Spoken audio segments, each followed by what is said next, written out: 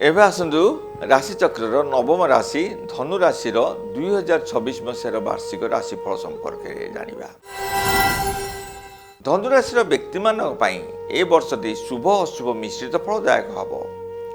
वर्ष आरंभ बृहस्पति सप्तम स्थान में शुभ फल प्रदान करेंगे किंतु शनि चतुर्थ स्थान में अशुभ फल प्रदान करेंगे। तेबे राहु तृतीय स्थान में थाई वर्ष तमाम अनेक समस्यार समाधान करिवार सहायक हेबे। तेबे ए वर्ष विलंबे कार्यसिद्धि आय बेस भल रहिले मध्य व्ययर चाप मात्राधिक छोट छोट बेमारी बा असुस्थता लागी रहिबो।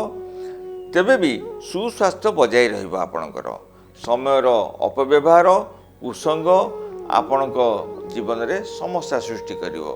वर्षर मध्य भागरे शारीरिक और मानसिक पीड़ा सुख हानि माली मकदमा क्षति सम्मान हानि संचित धनरु बदखर्च हेबार संभावना अच्छी। स्वास्थ्य पर खर्च भार बढ़ी पारे। तेणु प्रतिकार स्वरूप प्रतिदिन हनुमान चालीसा पाठ करंतु। प्रति शनिवार शनि मंदिर में विधिपूर्वक पूजार्चना करंतु। दीप प्रज्वलन करणीय। आपणक शुभवार रविवार सोमवार गुरुवार। शुभ रत्न पोखराज शुभ रंग धला और हलदिया।